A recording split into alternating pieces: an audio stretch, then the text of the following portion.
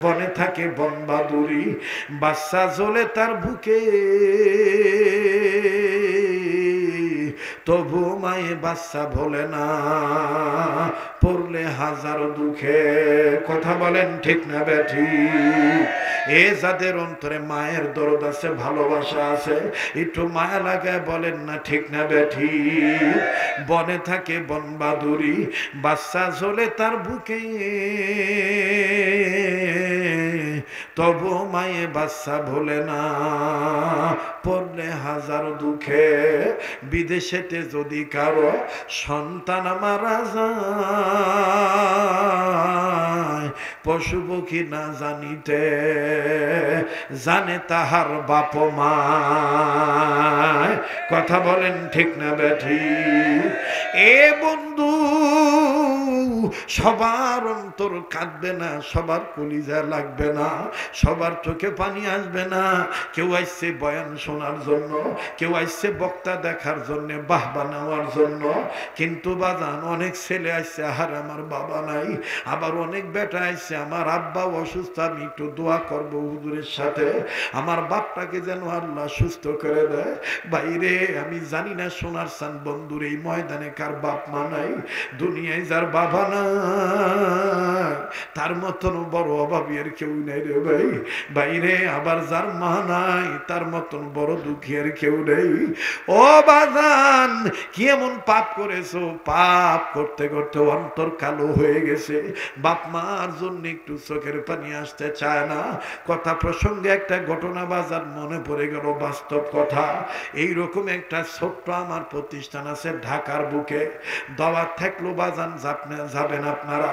জীবনের অর্থ করি সম্পদ কোটি কোটি টাকা খরচ করে মাদ্রাসাখানা আমি করেছি বাজান, আল্লাহ ওনাদের দোয়ার বরকতে। বাজান, এই মাদ্রাসার একটা ঘটনা সেদিন বুঝছিলাম, বাপ যে কত বড় নিয়ামত। বাবাজি, একটু দিলের কান লাগান ভাই আমার, বোন আমার, একটু দিলের কান লাগান।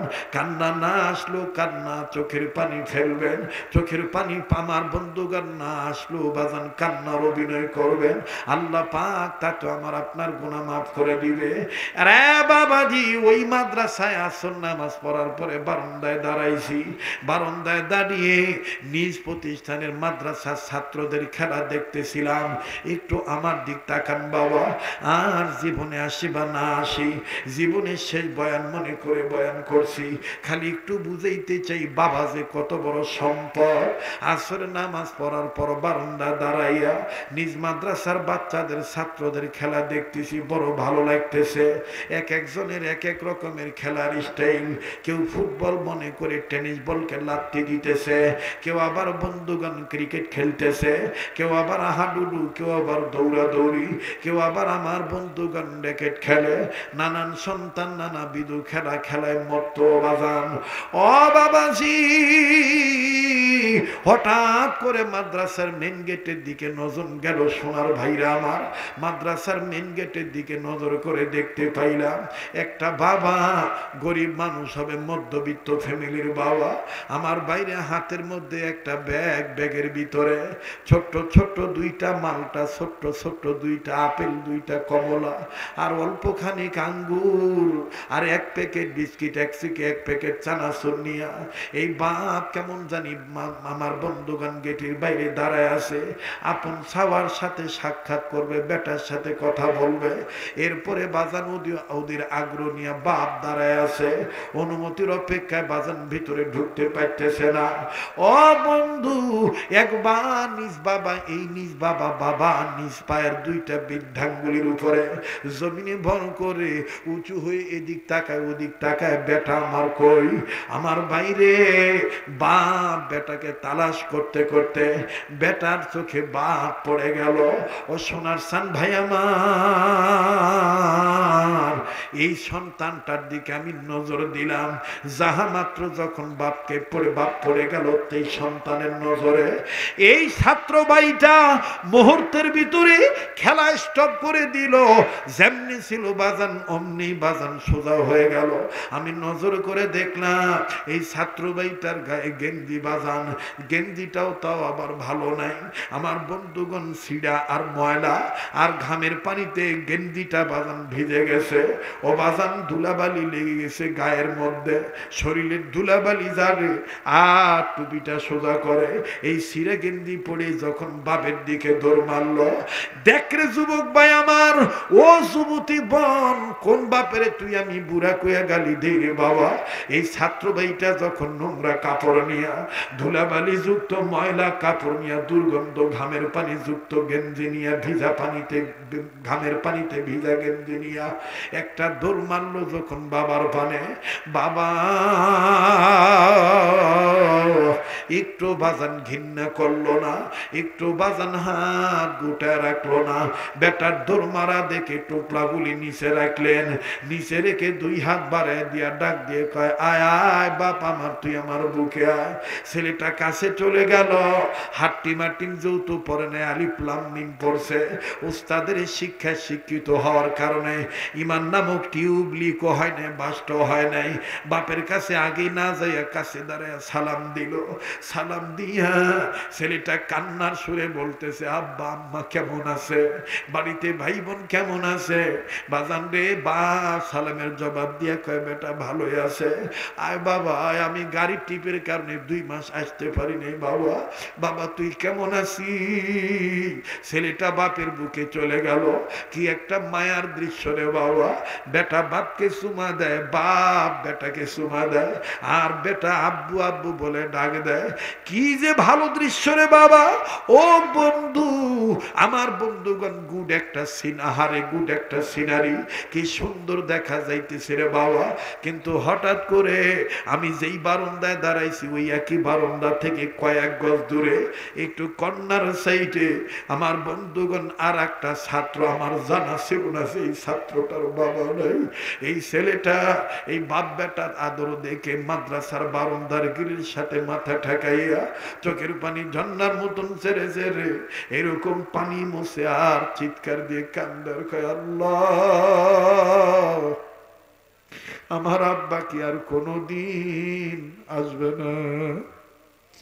আল্লাহ আমি কি আর আব্বু বলে ডাকতে পারবো না? বাজান রে, আমার জানা ছিল না যে এই বেটাটার বাপ নাই।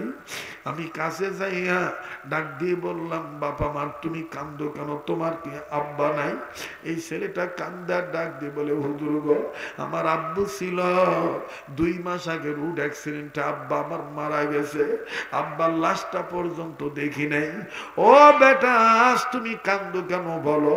এই ছেলেটা কান্দার কয়, হুজুর আরে আমি দেখতেছি কত বাপের বেটা কাঁদতেছে দরদে দরদে হইয়া, কত সাদা সাদা দাড়ি লইয়া বুড়ারা কাঁদতেছে। বাজান রে, আজকের এই চোখের পানি আমার আল্লাহ ফেরত দিবে না।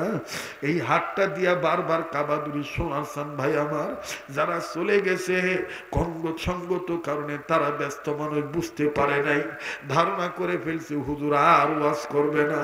না না বাজান না, আমি 28টা বছর যাবত এইভাবে বয়ান করতেছি। আল্লাহর রহমতে কোনো দিন আমি বাংলাদেশে কোথাও কোনো সময় কম দেই না, কমপক্ষে বাজান 2 ঘন্টা সময় দেওয়ার চেষ্টা করি। আমার ভাইরা আজকে আমার দিলখানা বলতেছে আল্লাহ পাক দোয়া কবুল করবে। আরে বাবাজি, যাদের চোখ থেকে পানি পড়ে গেছে রে বাবা, আরে কার মা জানি কবর থেকে কান্দার বলে, বেটারে বেটিরে মা ফেলে গেলি, আমাদের জন্য একটু কাঁদলি না বাবা?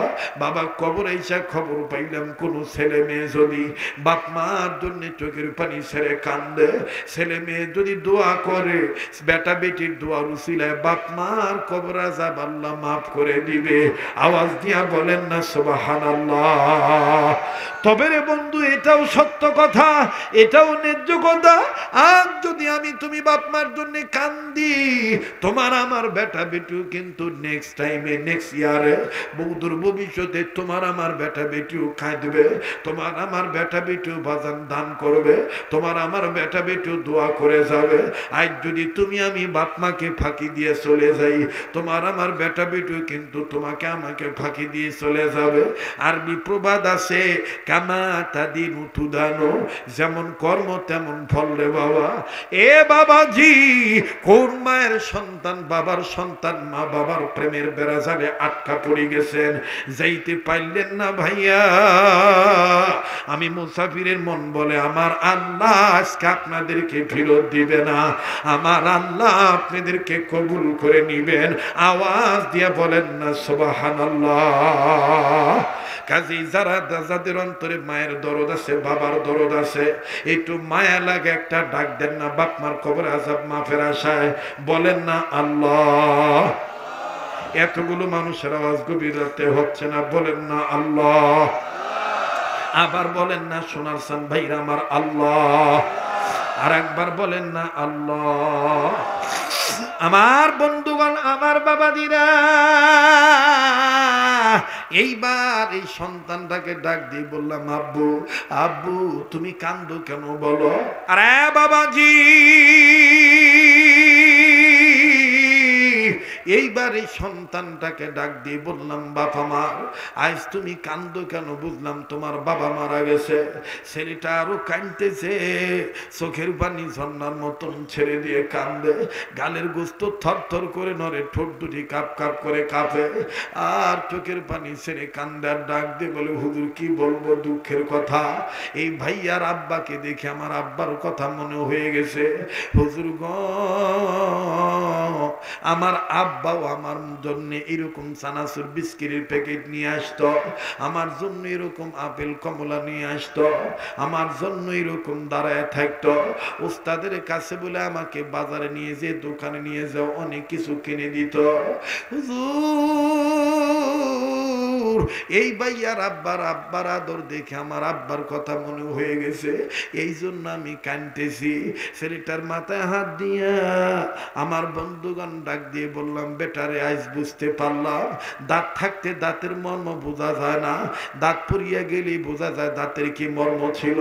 তোর বাবা নাই, তুই বুঝতেছিস কত বড় নিয়ামত হারাইছি। আমাদের বাবা আছে, আমরা বুঝে বোঝার ভান ধরি, না বুঝার ভান ধরি। ভাইজান, এই জন্য প্লিজ কেউ কারো দিকে তাকাবেন না। আর ইমাম বুখারীর মা কান্দার ডাক দিয়ে বলে, স্বামী গো, আমি আমার বেটার, আমার সন্তানের প্রতি অনেক দুর্বল, এই ছাওয়াটার যদি কিছু হয়ে যায় আমি বাঁচবো না, আমার অনেক কষ্ট হবে। স্বামী গো, আপনি সন্তানের বাবা, আপনার কাছে আমি একটা দোয়া কামনা করি, আপনি দোয়া করবেন আমার স্বপ্নটা যেন ভালো হয়ে যায়, ব্যাখ্যাটা যেন ভালো হয়। ইমাম বুখারীর বাবা ডাক দিয়ে বললেন, বিবিরি যাও, আমি দোয়া করে দিলাম, তোমার স্বপ্নের ব্যাখ্যা ভালো হয়ে যাবে, তুমি ঘাবড়াইও না, ফজর আজান দিতে দাও, আমি মামুলাত শেষ করি। এবার বাজান আল্লাহর বান্দা তাহাজ্জুদ নামাজে দাঁড়ায় গেলেন। এই তাহাজ্জুদ নামাজ পড়া শেষ হয়ে গেল, তার কিছুক্ষণ পরে আমার বন্ধুগণ ফজর আজান দিয়ে দিল। ইমাম বুখারীর বাবা এবার আস্তে করে যখন মসজিদ পানে চলে যায়, অনেক লম্বা কথা সংক্ষেপ করে দিলাম, নামাজ শেষ হয়ে গেল। আমার বন্ধুগণ ফজর নামাজ আনতে ইমাম বুখারীর বাবা চলে গেল আমার বন্ধুগণ ইমাম সাহেবের কাছে, যিনি স্বপ্নের ব্যাখ্যা বলতে পারবে তার কাছে চলে গেলেন। তার কাছে যাইয়া আজমতের সাথে আদব রক্ষা করে সামনে বসলেন। বাবা সামনে বসে দুই হাত সুন্দর করে, কত সুন্দর করে ভাঁজ ভুজ করে নরম মেজাজে ডাক দিয়ে কয়, হুজুর গো, মেরা দোস্ত মহতারাম, একটা কথা বলার জন্য তোমার তোমার কাছে আসছি। আমার বিবি গত রাত্রে একটা স্বপ্ন দেখছে, তবে বিবির গর্ভে বাচ্চা আছে। আমার এই বিবি স্বপ্ন দেখছে, বিবি স্বপ্ন দেখছে। এই স্বপ্নের ব্যাখ্যাটা স্বপ্ন দেখার পর বিবি আমার ঘাবড়ায় গেছে, আর আমি তোমার কাছে আসছি। এই স্বপ্নের ব্যাখ্যা ভালো না মন্দ যদি একটু শুনিয়া জানায় দিতেন। আল্লাহর ওলি ডাক দিয়ে বললেন, ও সন্তানের পিতা, ও গর্ভবতী নারীর স্বামী, আগে আমাকে জানাইতে হবে কি স্বপ্ন দেখছে, স্বপ্নটার আলামত আমাকে বলতে হবে। ডাক দিয়ে বলে, আমার আহলি, আমার বিবি, আমার বেগম, আমার ওয়াইফ, আমার বউ, আমার জীবন সঙ্গিনী, আমার অর্ধাঙ্গিনী স্বপ্ন দেখেছে। তার গর্ভের পেটটা বারবার উঁচু হয়ে যায়, এত উঁচু হয়েছে একটা বারের জন্য নিচে নামে না। এই কথা বলার পর বুজুর্গ মানুষ স্বপ্নের ব্যাখ্যা বলবে কিসের? ইমাম বুখারীর বাপকে টান দিয়া বুকে জড়ায় ধরলো, জড়ায় ধরে কপালে একটা চুমা দিল, চুমা দিয়া হাত বাড়ায় ডাক দিয়ে কয়, ভাইরে, আমি ব্যাখ্যা ভালো না মন্দে পরে বলবো, আগে আমার হাতে হাত রেখে আপনি ওয়াদা করেন, হাসরের ময়দানে যদি আল্লাহ আপনাকে জান্নাত দেয়, আমাকে থুইয়া আপনি জান্নাতে যাবেন না।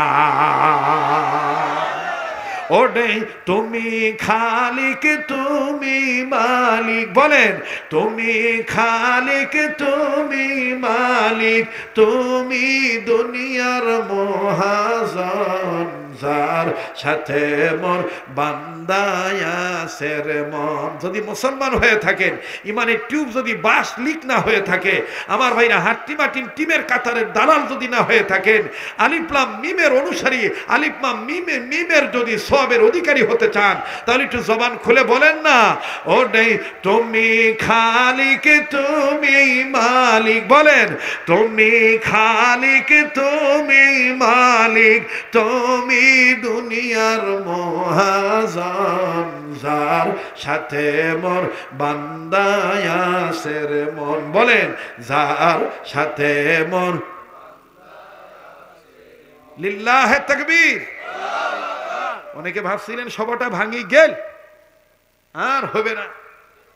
ইজ্জতের মালিক কে? কে বলছে ভাঙা মেলা যাবে না? ভাঙা মেলা জমানোর মন মানসিকতা থাকলেই হয়, একটু উদার মনের দরকার। একটু কিসের দরকার ভাই? জোরে বলেন, কিসের দরকার? উদার মনের দরকার। আপনারা যদি বলেন তাহলে আমি সামনে আগাবো, নাহলে দোয়া করে দিই। ওর পিছনে ভাইরা চলবে।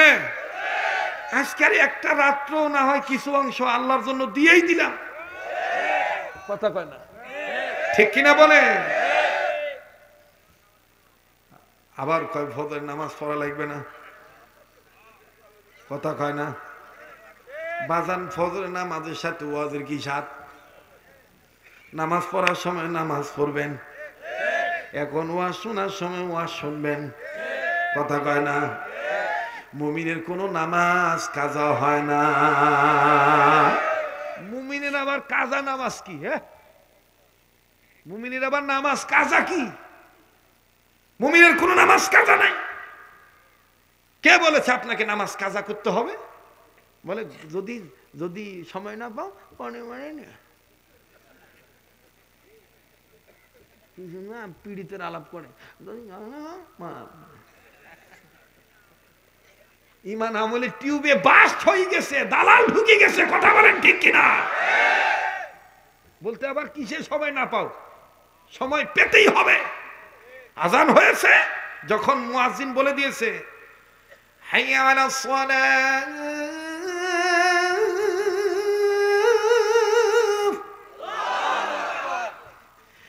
হাইয়া আলাস সালাহ,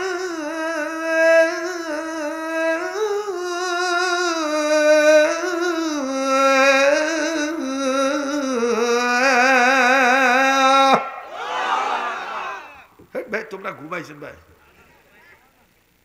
তোমরা আওয়াজই দিবার চান না, ধরে কোন আল্লাহু আকবার। আমার ওই যুবক ভাইরা কইতেছে আজানটা গোটাল দেন, গোটাল দেন। গোটা দেওয়া লাগবে? আচ্ছা পরে থামো, আগে আমি ওয়াজটা শেষ করো, এরপর আজান দিন। আছেন তো তোমরা নাকি? পিছনে ভাইরা আবার একটু হাত তুলে দেখান তো, আবার সবাই একটু হাত জাগান তো, সবাই হাত জাগান।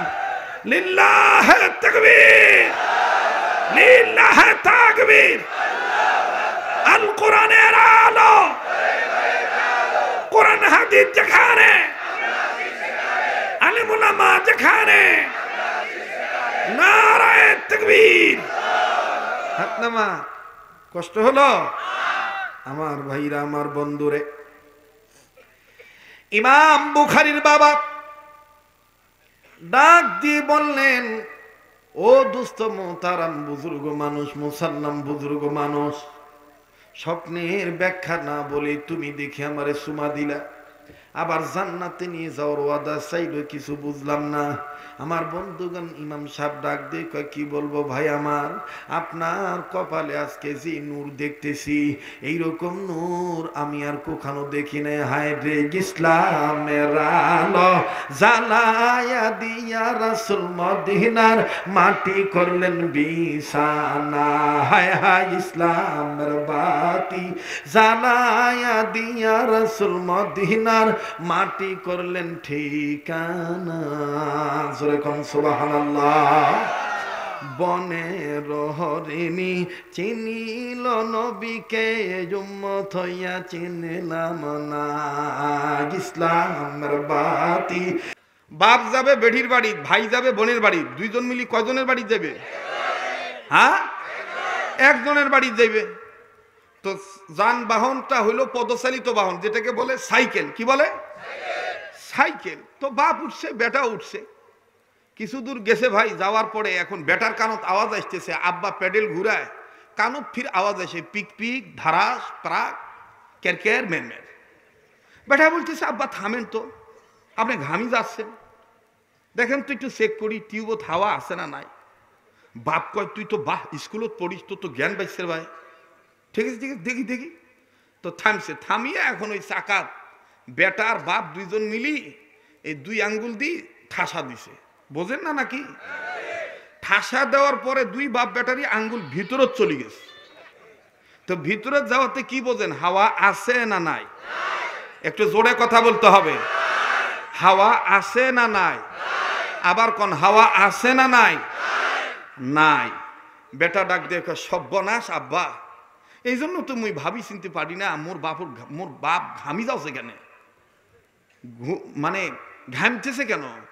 বাবা ডাক দিয়ে বাবা এখন উপায়? কয় উপায় আব্বা মেকারের কাছে নাও, লিক কয়টা হয়েছে লিকগুলো সারি নাও। মেকারের কাছে নিছে। মেকারের কাছে নেওয়ার পরে আপনারা ভাববেন না যে মোর দেশাবাড়ি দেশ, আমি যে অঞ্চলে যাই ওই অঞ্চলের আঞ্চলিকতা চেষ্টা করি বলার জন্য, যাতে আন্তরিকতা বাড়ে। কথা বুঝতে পারছেন? যদি ঢাকায় ভাষায় এখন কথা বলি তাহলে অনেকে বুঝবেন না, এই জন্য দরকার নাই। যেখানে আসছি, আর এটাও আল্লাহর শিক্ষা, আল্লাহ মাহুল বায়ান, এই ভাষার ভাব প্রকাশের যোগ্যতা দিয়েছেন কে? জোরে বলেন, কে দিয়েছেন? আল্লাহ দিয়েছেন। আমাদের গুরুজন আমাদেরকে শিক্ষা দিয়েছেন, যে অঞ্চলে যাইবা অঞ্চলের আঞ্চলিকতা গ্রহণ করবা, সম্পৃক্ততা বেড়ে যাবে, আন্তরিকতা বেড়ে যাবে, ভালোবাসা মহব্বত পয়দা হয়ে যাবে। কথা বলেন ঠিক কিনা? মোহতারাম হাজিরিন, তো এইবার বাপ বেটা দুইজন মিলি যখন আঙ্গুল ঠাসা দিছে, ভিতরত গেছে, মেকারের কাছে নিছে। মেকার বেচারা চাকার থেকে টিউব বাইর করে দেখে সর্বনাশ, 4 জায়গায় বাস আর 7 জায়গায় লিক। কয় জায়গায় লিক, কয় জায়গায় বাস? এখন আপনারা বলেন, এই 4 জায়গায় বাস আর 7 জায়গায় লিকওয়ালা টিউবে বাপ বেটাকে, মিস্ত্রিকে, সারা দুনিয়ার মানুষ যদি হাওয়া দেয়, হাওয়া থাকবে? জোরে কন। হ্যাঁ, আমি কি দিয়ে কি বুঝাইতে চাই খুব খেয়াল করবেন দাদা। বেটির বয়স 6 বছর থেকে 7 বছর, বেটার বয়সও তাই। ওজন মাপি দেখছে মেশিনে, ওজন হইল তোমার মনে করো যে 20 কেজি বা 22 কেজি বা 18 কেজি বা 16 কেজি, কথার কথা। কিন্তু এই বেটা বেটির কান্দত সকালবেলা কেজি স্কুলে যাওয়ার জন্য। দাদা, আপনাদের এই অঞ্চলের কি খবর আমি জানি না, সারা বাংলাদেশে এই অভ্যাসটা চলতেছে। বেটা বেটির কান্দত একটা ব্যাগ দিয়ে দিছে বাবা, বেটা বেটির ওজনের চাইতে ব্যাগের বইয়ের ওজন বেশি, আর বইগুলার মধ্যে অধিকাংশ মিথ্যা কথা। হাট্টিমা টিম টিম, তারা মাঠে পারে ডিম, তাদের খাড়া দুটো শিং। আচ্ছা বলেন তো ঠাকুরগার বাবারা, উত্তরাঞ্চলের বাবারা, কোনোদিন গরু ডিম দিছে? কথাই যে কবার চান না? ছাগল ডিম দিছে, ওরা সিঙ্গালা না, তো এই কথাটা মিথ্যা কথা হইল না? এই মিথ্যা কথা পড়িয়া ডক্টর কেন, ডাক্তার কেন, ইঞ্জিনিয়ার কেন, প্রফেসর কেন, মাথার চুল পড়তে পড়তে যদি মনে করেন যে বহুত কিছু হয়ে যায়, আমার বন্ধুগণ, ইল্লা মাশাআল্লাহ, সব শিক্ষিত লোকের কথা বলছি না, কিছু কিছু লোক আছে এই হাট্টিমাটিম পড়ার শিক্ষা অর্জন করার দ্বারা এত জায়গায় বাস্ট হয়েছে, এত জায়গায় লিক হয়েছে, নীতি নৈতিকতার হাওয়া, মানুষ মানবিকতার হাওয়া, চরিত্রের হাওয়া, মাধুর্যতার হাওয়া, মানবতার হাওয়া, আর এই বাস্ট লিক অমানবিক টিউবের মধ্যে আর থাকে না, সব বাড়ি চলে যায়। কথা বলেন ঠিক কিনা? কিন্তু দাদা, আপনি আওয়ামী লীগ করেন, বিএনপি করেন, জামাত করেন, হেফাজত করেন, জাতীয় পার্টি করেন, লাঙ্গল জঙ্গল মঙ্গল, এটা আপনার ব্যাপার। এখানে সবাই আমরা আছি দলমত নির্বিশেষে, যারা মুসলমানের ঘরে জন্ম নিছি। আমাদেরকে 3 টাকা দামের একটা নুরানি কায়দা দিত, এই কায়দাটার মধ্যে আমাদের দাদারা পড়তো আলিফ বে তে সে, আর আমরা পড়ছি আলিফ বা তা সা। এই কায়দাটার মধ্যে দাদা আলিফ লাম মিম আছে। এই আলিফ লাম মিমের শিক্ষা কিষানের ছাওয়া, গরিবের ছাওয়া, চকিদারের ছাওয়া, ভ্যান চালি খায় তার ছাওয়া। আমার বন্ধুগণ ছোটবেলায় আলিফ লাম মিমের শিক্ষা ভিতরে নিয়েছে, টিউবটা আজও পর্যন্ত ফাটে নাই। সুদকে হারাম বলে, হালাল বলে না, সুনীতিকে সুনীতি বলে, দুর্নীতিকে কখনো সুনীতি বলে না। আমার বন্ধুগণ মরে যাইতে রাজি আছে কিষানের ছাওয়া, আলিফ লাম মিমকে অপমান হইতে দিতে চায় না। আমার বন্ধুগণ সেই লক্ষ্যেই সূরাতুল হাসরের 7 নম্বর আয়াতের প্রথম অংশ তেলাওয়াত করেছি। আল্লাহ বলেন, পৃথিবীর মানুষ, তোমাদের ঈমান নামক টিউব লিকও হবে না, বাস্ট হবে না, সব ঠিক থাকবে আমার এই বক্তব্যটা মেনে নিলে। আমি কি বলবো? বলেন আমি কি বলবো? একটা সোজা বাংলা ওয়াজ।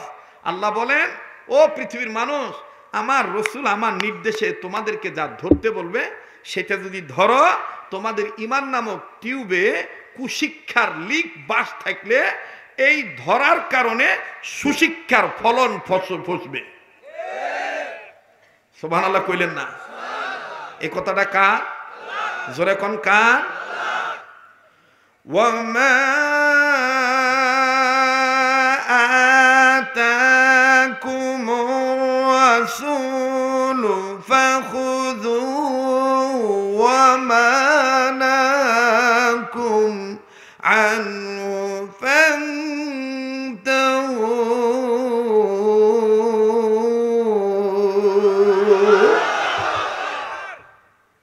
কোরআনের সাথে কারো কোনো দুশ্মনী আছে? আমি দাদা কোনো দলীয় বক্তব্য এখানে দেওয়ার জন্য আসি নাই, আর আমাকে কোনো দলীয় বক্তব্য দেওয়ার জন্য আনেও নাই। সব দলের মানুষ আমাকে ভালোবাসেন। যার যার দল ব্যক্তিগত ব্যাপার হইতে পারে। মাটি ও মানুষের প্রিয় মানুষ হিসেবে কয়টা কথা বলি, জীবনের শেষ ওয়াজ মনে করে। আপনারা দেখেছেন আমি গাড়ি থেকে নেমে রুমেও যাই নাই, এক কাপ চাও খাই নাই, কোনো বিশ্রামও নেই নাই। এই 11টা 15 মিনিটে বাসা থেকে বের হয়েছি, তাও সাইনবোর্ড মোড়, যাত্রাবাড়ি সাইনবোর্ড মোড়, সেখান থেকে আমি আসতেছি 11টা 15 বা 12 বা 10-এ স্টেজে আসছি। এই অবস্থায় যদি আপনি থাকতেন তো আপনারও একটু বিশ্রামের প্রয়োজন ছিল, কিন্তু আমি আসছি। কোরআনের বরকতে হেফাজত করবেন কে? জোরে বলেন কে? আল্লাহ। আল্লাহ আপনাদের এই কষ্ট, আমাদের এই কষ্ট, অতিথিদের আগমন, উলামায়ে কেরামের আগমন, নবীর উসিলা আল্লাহ কবুল করেন। বলেন আমিন। আরো জোরে বলেন আমিন। বাবা, কোরআনের সাথে কারো কোনো দুশ্মনী আছে? তাইলে কোরআন তেলাওয়াত করছি, তাতে কি বেজার হইছেন? কোরআন তেলাওয়াত মুমিনের সামনে করলে মুমিনের ঈমান বাড়ে না কমে? এ কথা কার? জোরে বলেন কার? ইন্নামাল মুমিনুনা আল্লাযীনা ইযা যুকিরাল্লাহু ওয়াজিলাত কুলুবুহুম ওয়া ইযা তুলিয়াত আলাইহিম আয়াতুহু যাদাতহুম ঈমানা। আল্লাহ বলেন, ওগো নবী, মুমিনগণের সামনে যখন কোরআন তেলাওয়াত করা হয়, মুমিনগণের দিল আমি আল্লাহর ভয়ে নড়ে উঠে, তাদের কাছে থাকা ঈমান বেড়ে যায়। সুবহানাল্লাহ বলেন। এখন যাদের ইমান বাড়ে তাদের জবান দিয়ে আল্লাহু আকবার আসতে হয় না জোরে হয়? তো কই জোরে বলছেন, একটু জোরে বলেন আল্লাহু আকবার। সামনের ভাইরা চুপ থাকেন, পিছনের ভাইরা জোরে সরে বলেন তো আল্লাহু আকবার। মোটামুটি আওয়াজ আইসেছে, মানে ওনাদের চিন্তা ভাবনা হলে কিছুক্ষণ থেকে চলে যায়। আবার সামনের ভাইরা চুপ থাকেন, পিছনের ভাইরা আবার বলেন তো আল্লাহু আকবার। মাশাআল্লাহ, এই তো আওয়াজ বাড়ছে আলহামদুলিল্লাহ। উত্তরবঙ্গের মানুষদেরকে বুঝাইলেই বুঝে, কথা বলেন ঠিক কিনা? আরে ভাই, আমরা যত দেওয়ানি হই, উত্তরবঙ্গের চাউল বন্ধ তো আমরা না খাই মরি যাই। দিনাজপুরের চাউল বন্ধ হয়ে যাবে, আমরা শেষ। কথা কয় না? মাল্লাম ইয়াশকুরিন নাস লাম ইয়াশকুরিল্লাহ। উত্তরবঙ্গের মানুষ মঙ্গালাকার মানুষ হতে পারে, কিন্তু অন্তর অনেক উদার মনের। আর আমার মাশাআল্লাহ, আমার মায়ের দেশ উত্তরবঙ্গ, রাজশাহী বিভাগ। তো উত্তরবঙ্গের দিকে তো আমাদের একটা আলাদা টান থাকবেই, কথা কন ঠিক কিনা? তো মাশাআল্লাহ, উত্তরবঙ্গের মানুষকে বুঝাইলে বুঝ মানে। আবারও পিছনে ভাইরা বলেন তো আল্লাহু আকবার। এবার পিছনে বাবারা চুপ থাকেন, সামনের বাবারা বলেন তো আল্লাহু আকবার। মাশাআল্লাহ, সামনের ভাইরা পিছনে ভাইরা মিলে জিলে বলেন আল্লাহু আকবার। আমার বন্ধুগণ, আল্লাহু আকবার বলতে হবে, নির্দেশ কার? এটা কি আমাদের হুজুরদের কোনো বানানো স্লোগান? আল্লাহু আকবার বলতে হবে, নির্দেশ কার? ইয়া আইয়ুহাল মুদাসসির কুম ফাআনদির ওয়া রাব্বাকা ফাকাব্বির। ইয়া আইয়ুহাল মুদাসসির কুম ফাআনদির ওয়া রাব্বাকা ফাকাব্বির।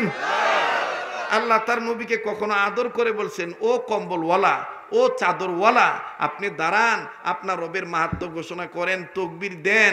যেখানে আল্লাহ তার নবীকে তকবীর দিতে বলছেন, সেখানে আমাদের সমাজে যদি কেউ বলে আল্লাহু আকবার স্লোগান চলবে না, এটা দেওয়া যাবে না, আমরা বলবো ভাই তোমরা যে দল করেন করেন ভাই, আমরা মুসলমানের ছাওয়া।